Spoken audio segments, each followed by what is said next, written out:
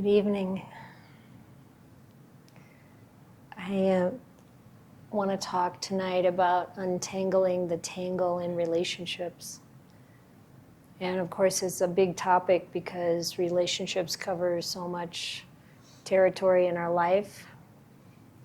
So I won't hit all of it, I'm sure. And like any time, take what's helpful and ignore the rest. But when we think about how to manage the tangles, and of course we know there's a tangle when we're suffering. And, you know, we have a lot of advice around and, you know, therapeutic support and lots of books and things read about how to work through problems in relationships. But of course here we're going to talk about what the Buddha said and see what you can use to apply in your life.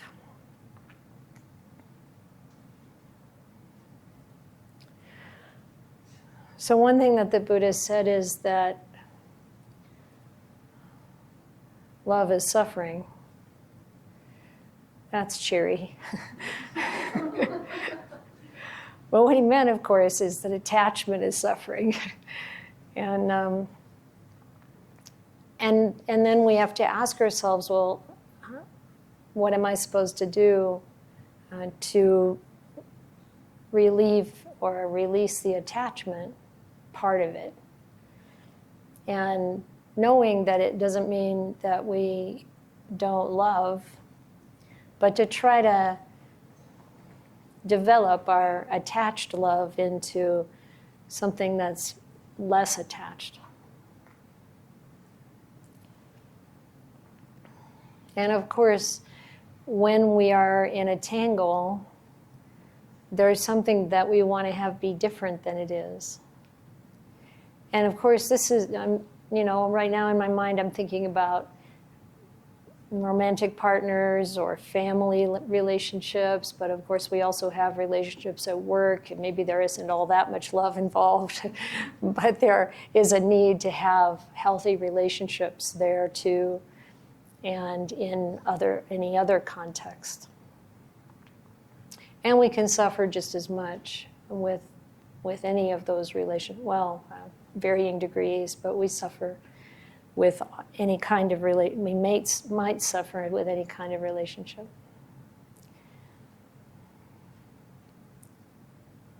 So I'm going to try something here that we'll see how it goes. We've been talking a lot, and lately I've been thinking a lot about conditioning, you know, that difference between in Pali, it would be sankhara, and the unconditioned nibbana. And I've been reflecting on, well, how much of our tangles in relationship are really about our conditioning, the things that we've been kind of subjected to or have been layered on us, you know, from the time we were born, our personal conditioning.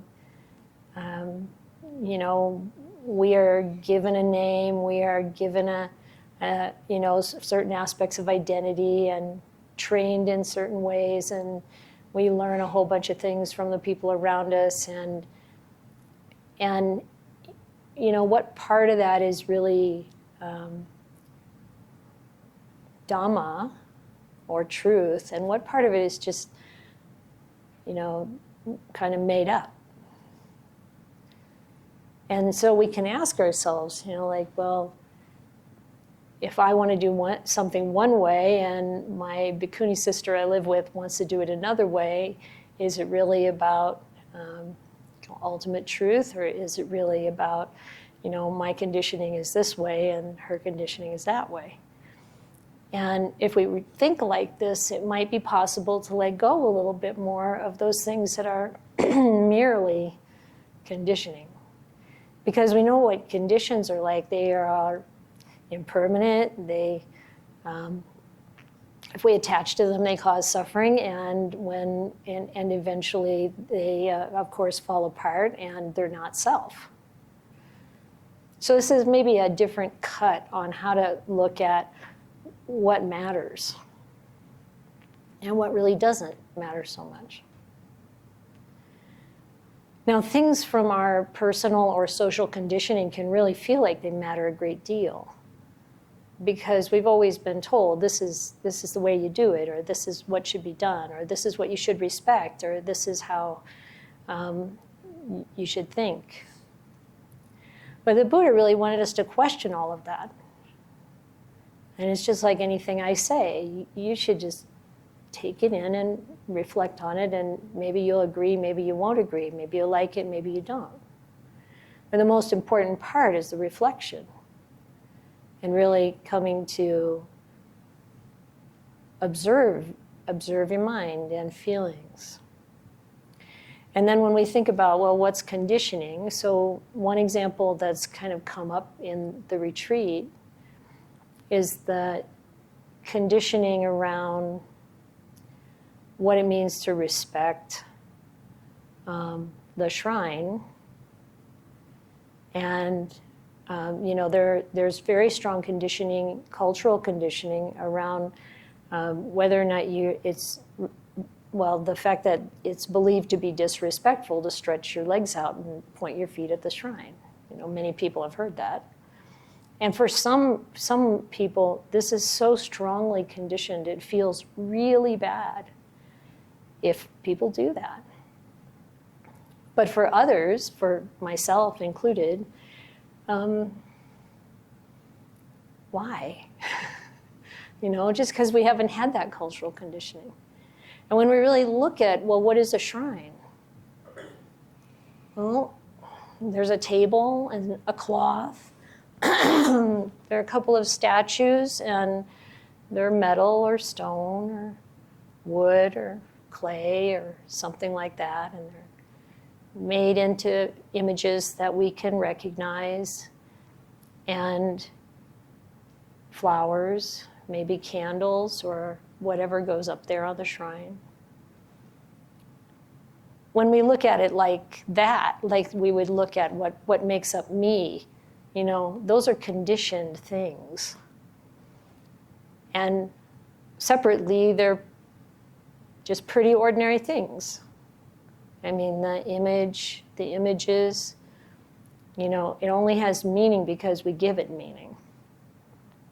And that doesn't mean it isn't worthy of respect, or more correctly, I think, it can be a really valuable way to develop respect because we give it a certain meaning.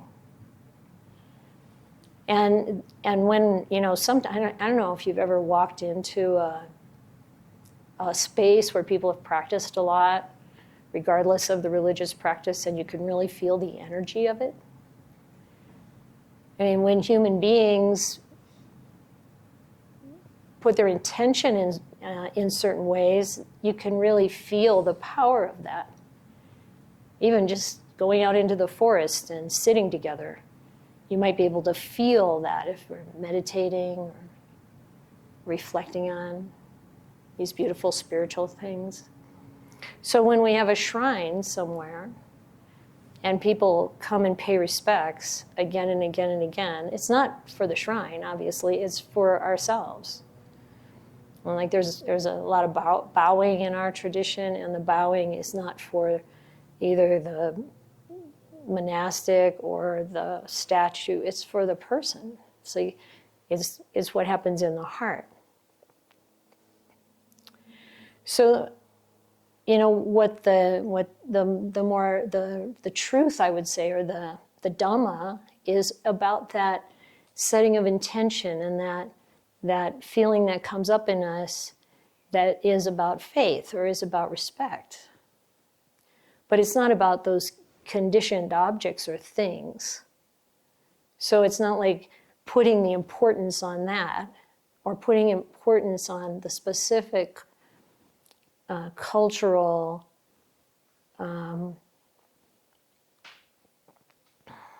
actions is what's really important.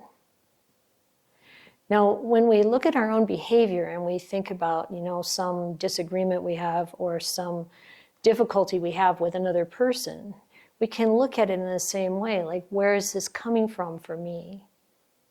Is it coming from something related to the Dhamma, or is it coming from something that's just part of my conditioning? And sometimes it's surprising to see what really comes through our conditioning, personally and culturally, that we really took to be so certain and important.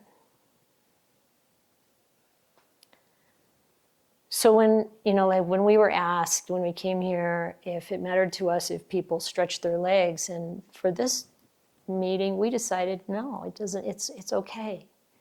And I want everybody who's been doing that to feel okay, because it's okay.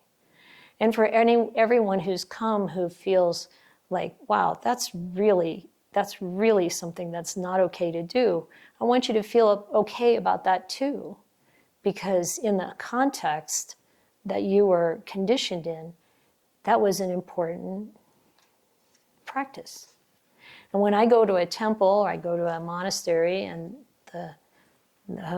the way people show respect is by not having their feet out. I don't do that, It's like, it depends on where you are. So much about the conditioned world, and actually what's even considered right or wrong, has to do with context, has to do with time and place. We have a lot of rules, I guess you'd call them, in our monastic code. And one time one of the monks said to me, it's all about time and place. So what's proper in one condition is not proper in another.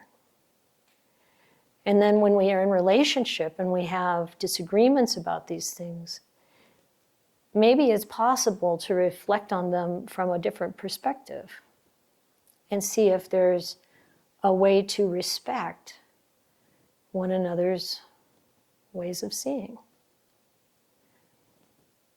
And, learn how to find common ground.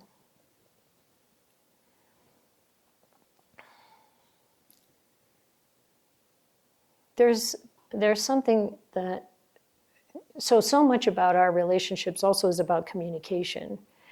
And there's a sutta, a discourse in the middle length discourses, where the Buddha talks about his own speech. Someone comes to him and they said, and they were actually kind of trying to debate with him. They said, do you ever say things that someone's going to dislike? And they thought ahead of time, well, if he never says things that people are going to dislike, then we're going to bring up this instance where he said something about this other guy that really got upset. Or if he says, yes, I do say things that people dislike, then I'll say, well, what's different from you from anyone else?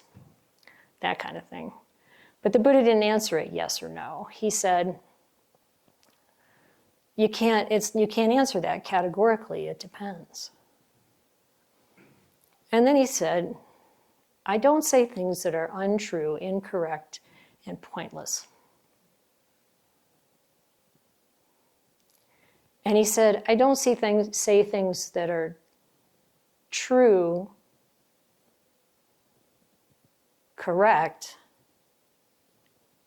and unbeneficial,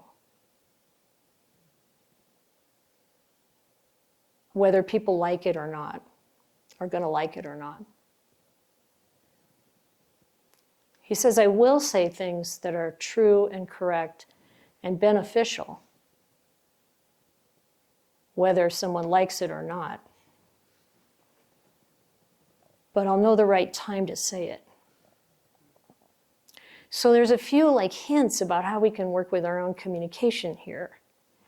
I think. And one of the questions in my mind is, why does it say true and correct? There are two Pali words that are almost exactly, and if you look at the dictionary, they mean the same thing according to the dictionary definition. And the translators use words that just seem, true and correct, or the opposite. I don't say things that are untrue or false. It's like, but I think what he means there, like, okay, when is something true?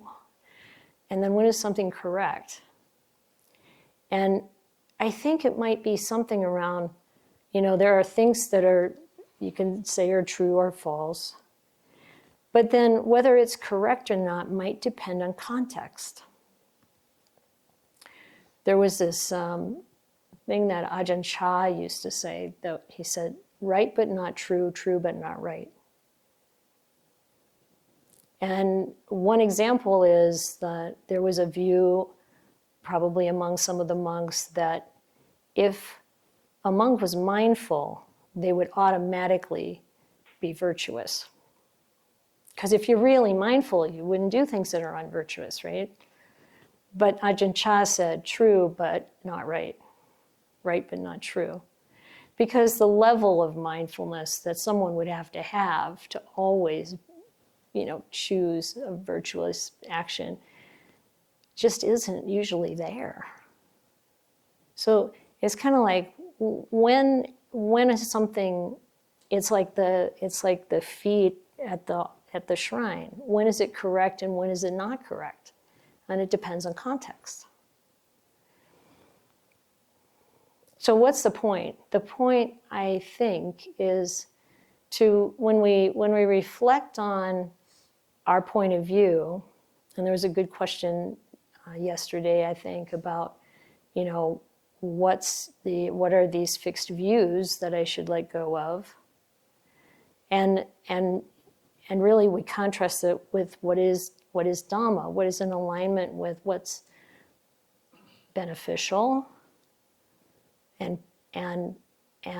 not harmful, and in align with what we see as that which brings good results and that which brings painful results.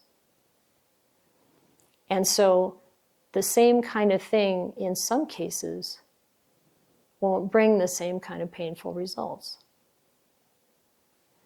So reflecting like this, I think, when we have a tangle,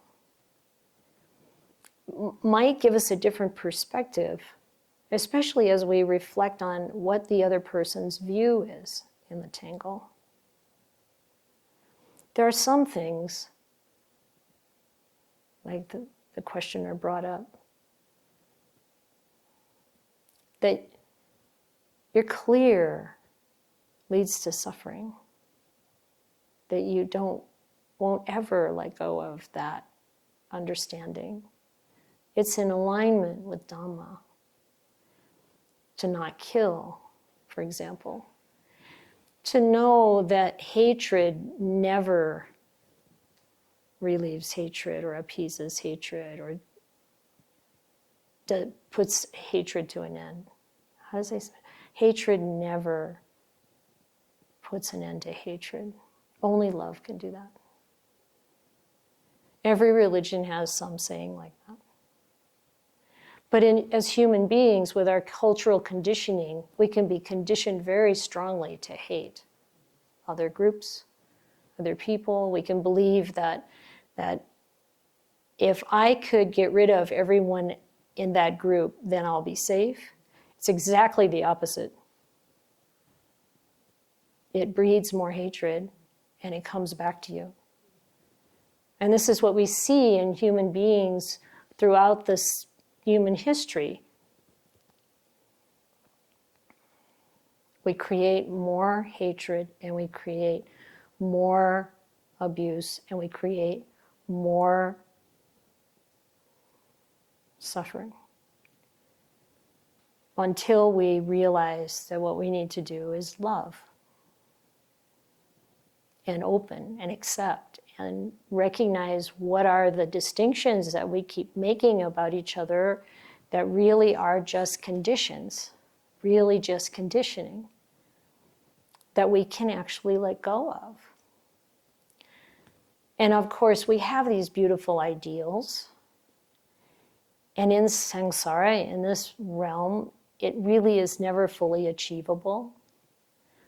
But whenever we stand in that place of holding that truth,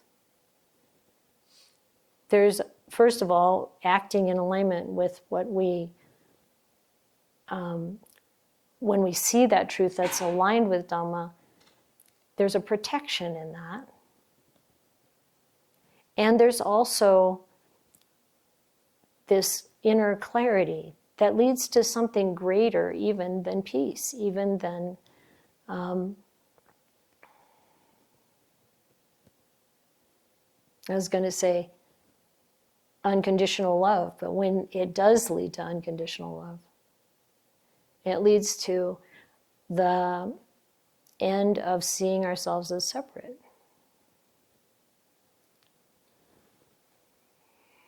So on that scale, from how do I get along with the person I live with, to how do I show up in the world around these dhammas, we can, I think, create for ourselves new ways of looking at things that help us to let go. And some of the practices that help us are like developing the Brahma Viharas. So we can have this wisdom understanding that this person in my life has a belief that goes against fundamental truth. The, revenge or myth of redemptive violence or some other thing that just, it goes completely against what we know brings happiness and instead brings suffering. And yet, they're not open to changing their mind. They don't want to hear it from me, from you.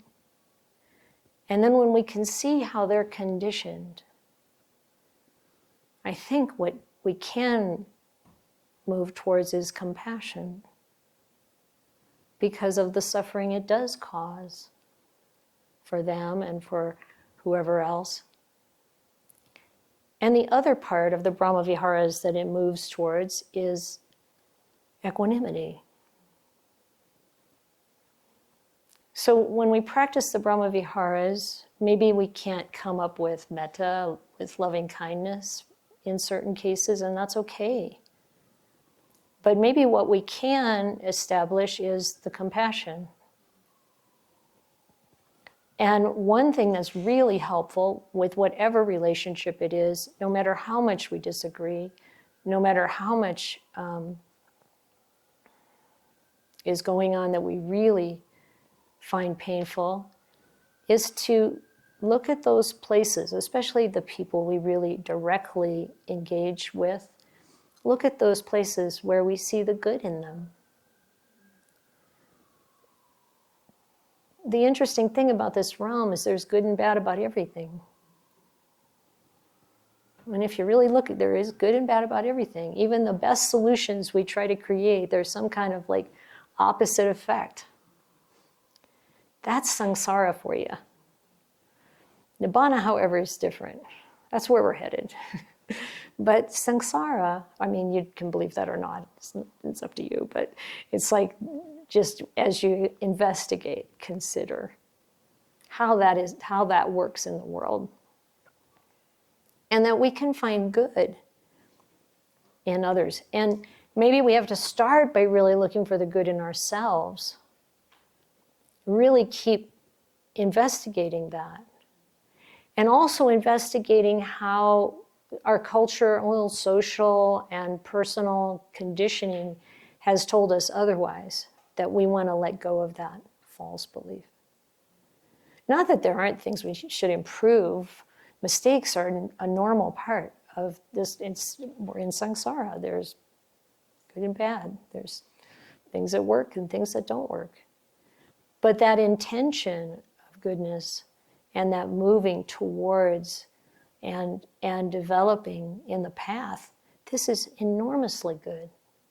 Just wanting to know where my mistakes are is good.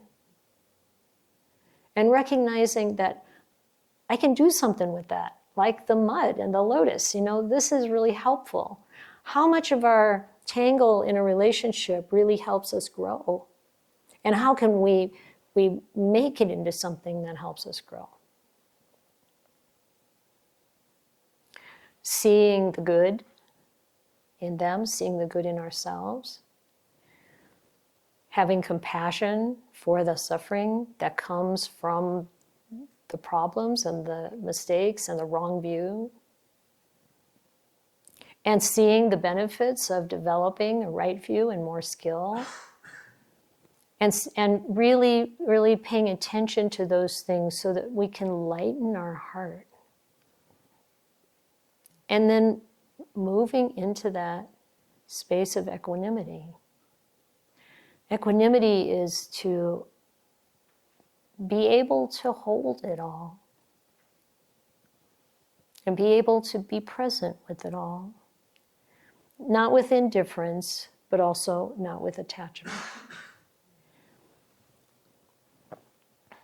The practice starts with the smaller things that are easier to let go of. You have a different style for washing the dishes, or levels of how clean should the bathroom be, or whatever, right? Do you leave the butter out, or do you put it in the refrigerator?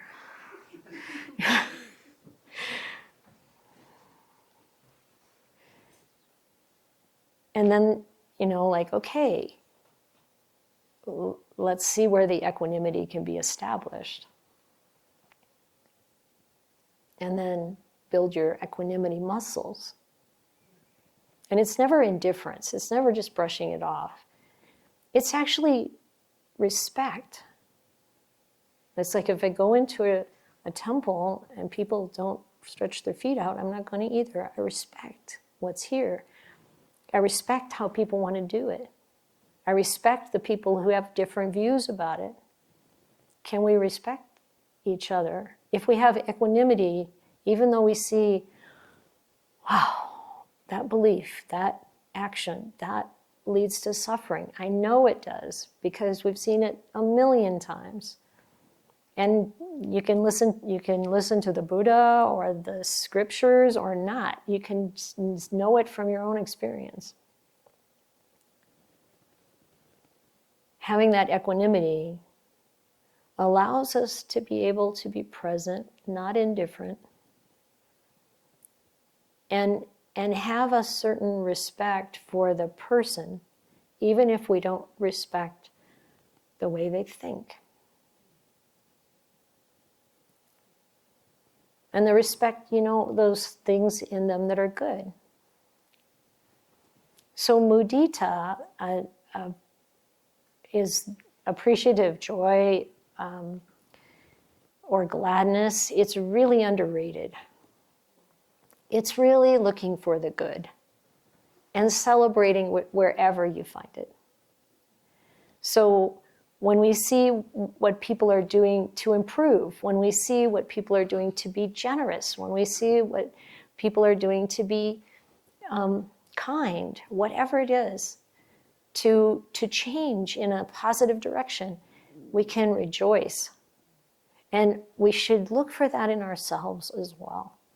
What to celebrate, what to be joyful over.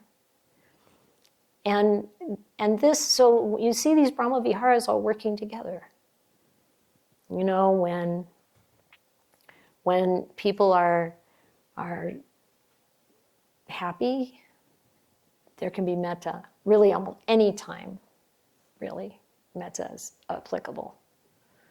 But when people are suffering, there can be compassion. And when people are doing good things, there can be joy in that.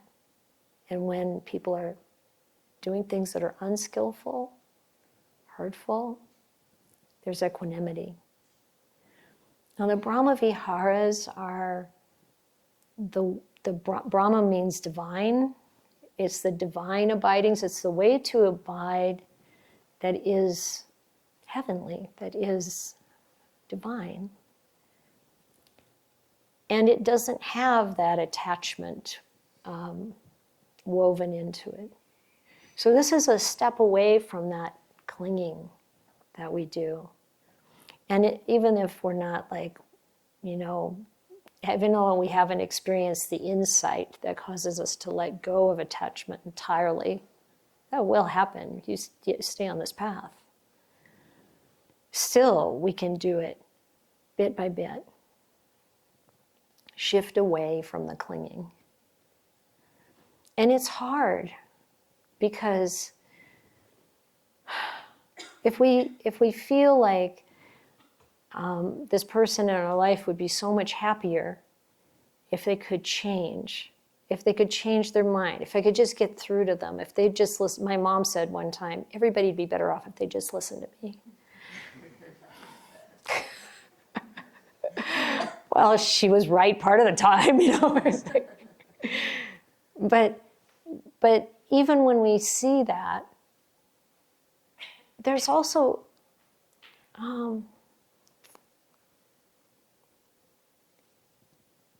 respecting the fact that they aren't ready to hear it, or they aren't, and also we don't want to take this from a place of I know better and I'm better than you.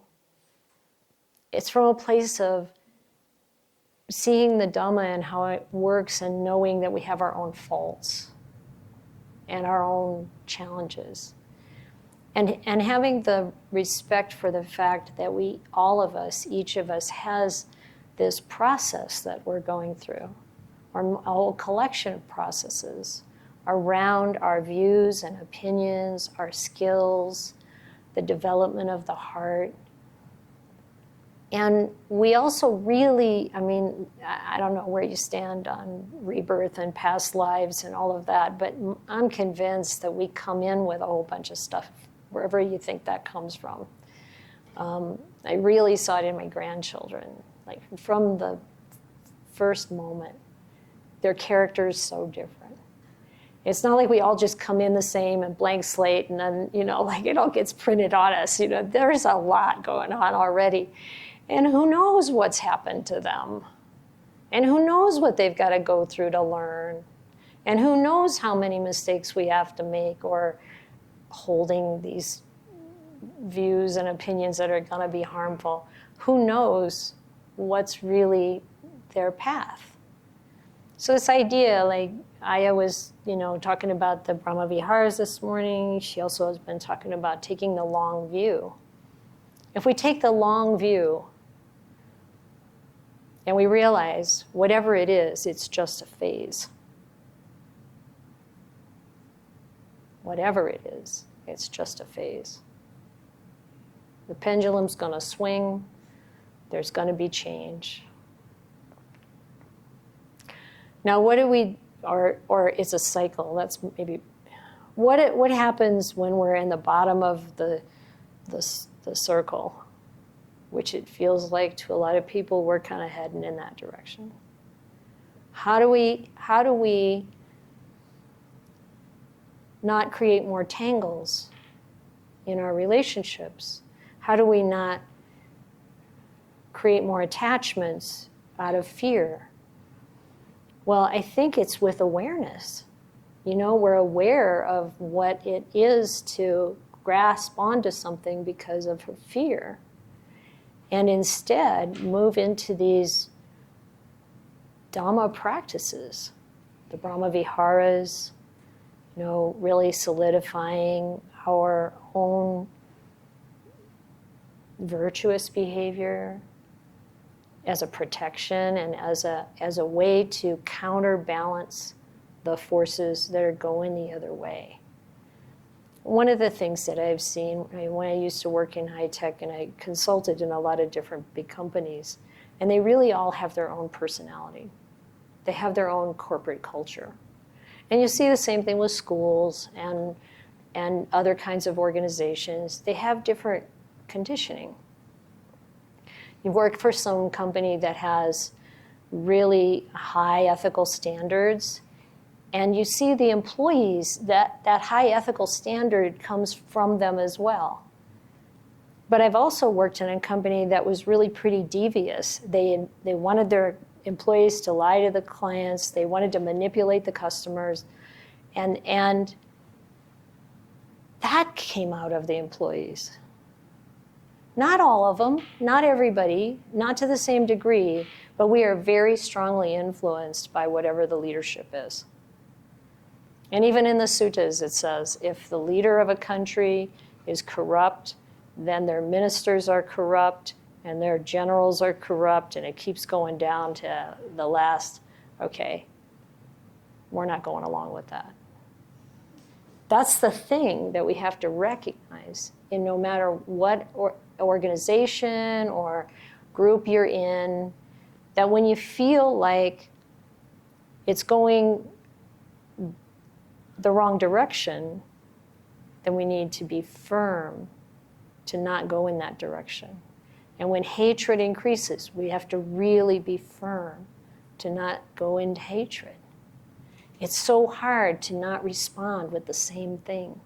We're like tuning forks. We pick it up, and we have to purify it so that we don't act like the people we are against, which is really a common theme. When we're thinking a lot about something, then we start acting that way too, unless we're mindful and unless we're prepared. And that mindfulness and preparation can be so inspiring in that kind of context, to stand up for what's true, what's correct, what's respectful, what is loving, compassionate, and celebrates the good, and holds the whole mess without attachment.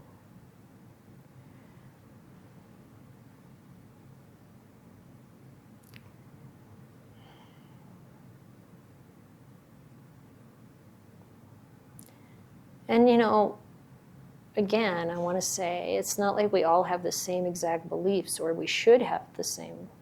This is not about promoting a set of beliefs that you have to pick up. The Buddha was totally against that. This is about experience. If we're really watching, we'll see for ourselves what is Dhamma. And that's the only way that we're going to know it, through our own direct experience.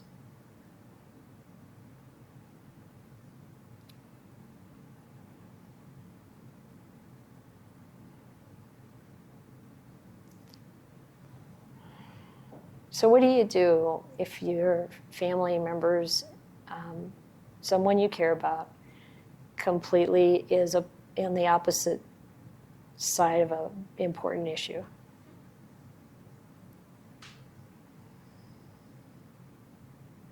Maybe you stop talking about it.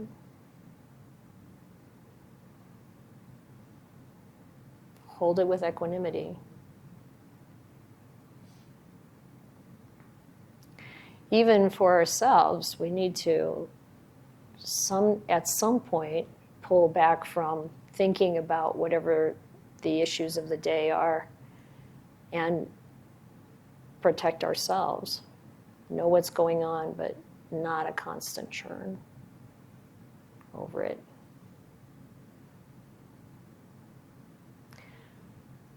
We have to really ask ourselves, what are the things that are really crucial to talk to our loved ones about? And what things can we just let go of? Even if they're very important. We can't make any headway there. It's okay to let it go. Maybe we can make headway with somebody else's relatives. That does tend to work better sometimes. It's like, I'm not going to talk to my brother about this, but maybe if I get into a good conversation with somebody who doesn't know me or, whatever. So the Brahma Viharas and the views to see what are just kind of cultural, social, personal conditioning, and what is actually a principle that is timeless, that you can observe and directly experience to know whether it really is Dhamma or not. Those are the reflections I think are valuable. And looking at whether or not we're, what our feelings are that come up in these situations, and trying to be present with them in the ways we've been talking about so that we can really resolve that and then come back to engaging and seeing where we can find common ground, where we can, what we should just set aside and not talk about or not get involved in, or what we want to do with the particular situation we're in. Like sometimes we need to leave it. Sometimes we need to stop having relations with that person. And when is it the right time to do that? Also, there's no pat answer. The Buddha gave some guidelines, really looking at what the effect is on you. He was talking about monastics in a monastery, but I think it's pretty applicable other places too. He said if your wholesome qualities are decreasing and your unwholesome qualities are increasing, you should leave. Now you want to really test that over time. It's not, to really see, can I develop wholesome qualities in this situation or not? Or at least put some boundaries around things so that you can develop wholesome qualities instead of unwholesome qualities. So those are some things to keep in mind or to reflect upon and see if it's helpful.